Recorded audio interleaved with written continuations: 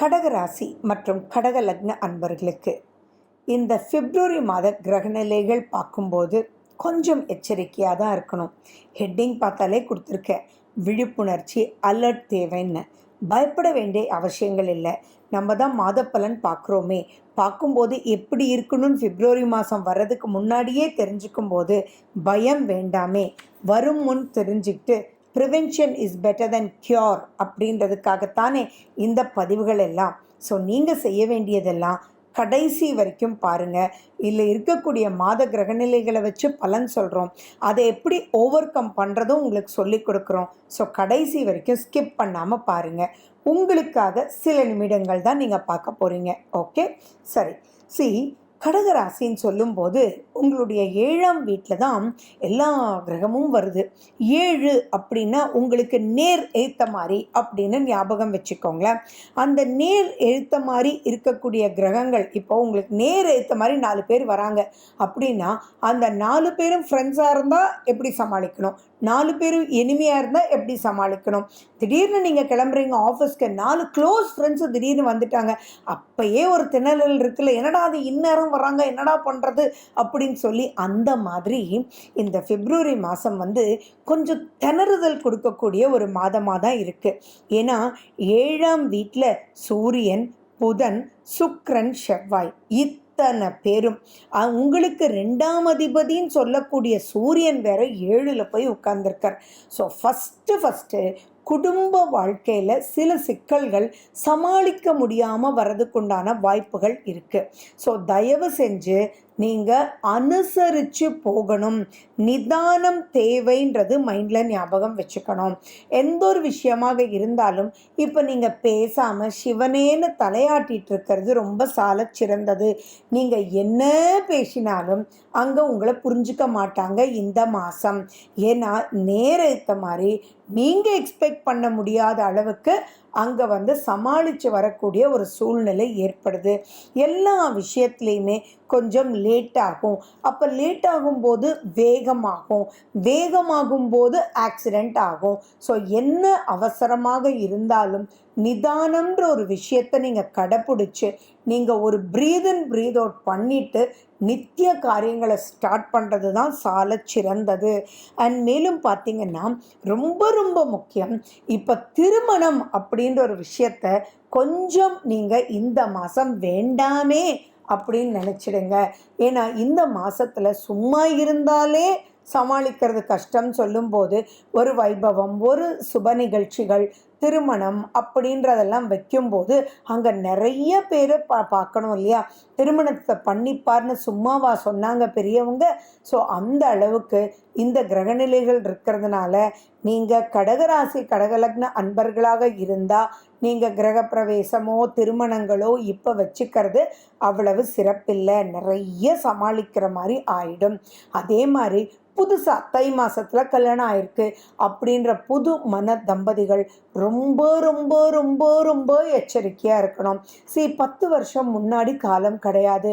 இப்போ எதை எடுத்தாலுமே தப்பாக புரிஞ்சு கொள்ளக்கூடிய மனோநிலையில் நிறைய யங்ஸ்டர்ஸ் இருக்காங்க. ஸோ அந்த புரிதல் ரீசன் என்னென்னா தனியாக வளர்கிறாங்க, நிறைய விஷயங்கள் அவங்களுக்கு கிடைச்சிருது. அப்போ அட்ஜஸ்ட்மெண்ட் அண்டர்ஸ்டாண்டிங்கிறது ஒரு கேள்விக்குறியாக போயிடுது. ஸோ அப்படி இருக்கிறதுனால எடுத்த உடனேயே ஃபஸ்ட் இம்ப்ரெஷன் தான் பெஸ்ட் இம்ப்ரெஷன் அப்படின்றதையும் மேலே அனலைஸ் பண்ணி பார்ப்போமே அப்படின்னு புது மன தம்பதிகள் இருக்கணும். எந்த ஒரு பாயிண்ட்டையும் ஈஸி டேக்கிங்காக போகணும். தயவு செஞ்சு கமெண்ட் பண்ணிடாதீங்க.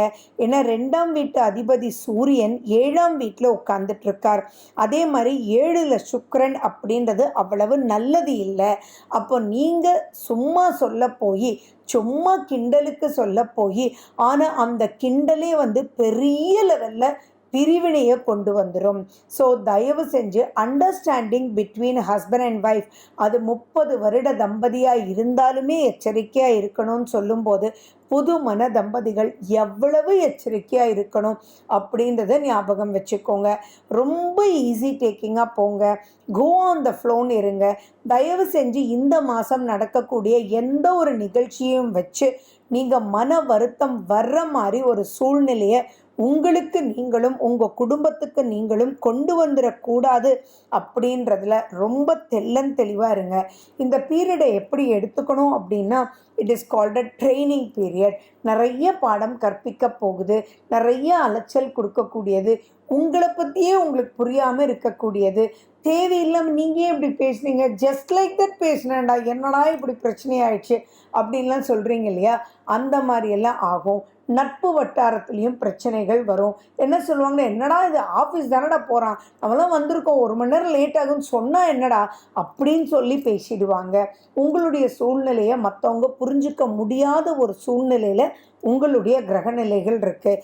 இப்போ முக்கியமாக நீங்கள் பார்க்க வேண்டியது, உங்களுடைய திசா புத்தி நல்லா இருந்ததுன்னா அவ்வளோ பெருசாக பயப்பட வேண்டியது இல்லை. திசா புத்தி நல்லா இல்லைன்னா ரொம்ப ரொம்ப ரொம்ப ரொம்ப எச்சரிக்கையாக சிவனேன்னு இருக்கணும். நீங்கள் உங்கள் குலதெய்வ வழிபாடு ரொம்பவே உங்களை காப்பாற்றும்னு மைண்டில் வச்சுக்கோங்க.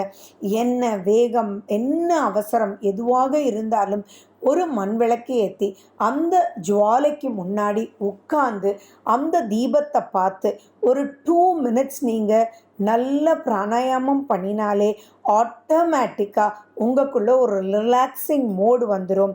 பிரபஞ்ச சக்தியில் இருக்கக்கூடிய பஞ்சபூத சக்தி உங்களுக்கு கிடைச்சி அதன் மூலியமாக சிச்சுவேஷனை எப்படி ஹேண்டில் பண்ணுறது அப்படின்றது உங்களுக்கு தெளிவாக கிடைச்சிரும்.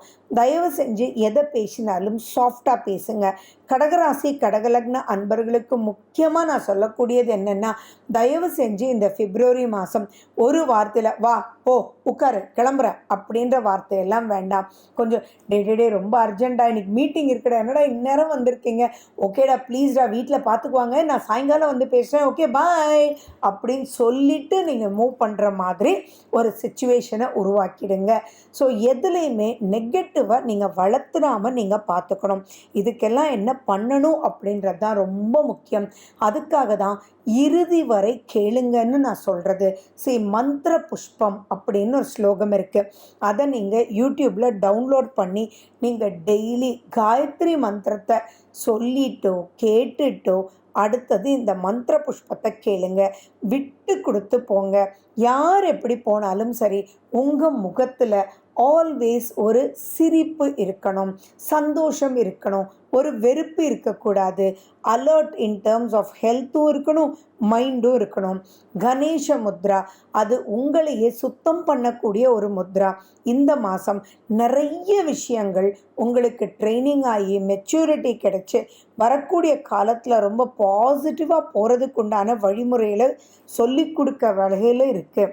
ஸோ இதெல்லாம் மட்டும் நீங்கள் பண்ணி இந்த மாதம் சீக்கிரமே ஓடி போயிடும். இந்த மாதம் உங்களுக்கு ஜாக்கிரதையாக இருக்கிறதுக்கு நீங்கள் ஒரு பெரிய ப்ளஸ் என்ன அப்படின்னா, உங்களுக்கு 3ஆம் வீட்டில் கேது இருக்குது. ஸோ அந்த 3ஆம் வீட்டில் கேதுன்றது ரொம்ப பெரிய ப்ளஸ். விநாயகர் கோயிலுக்கு போயிட்டு போங்க. விநாயகர்னுடைய அகவல் கேளுங்க.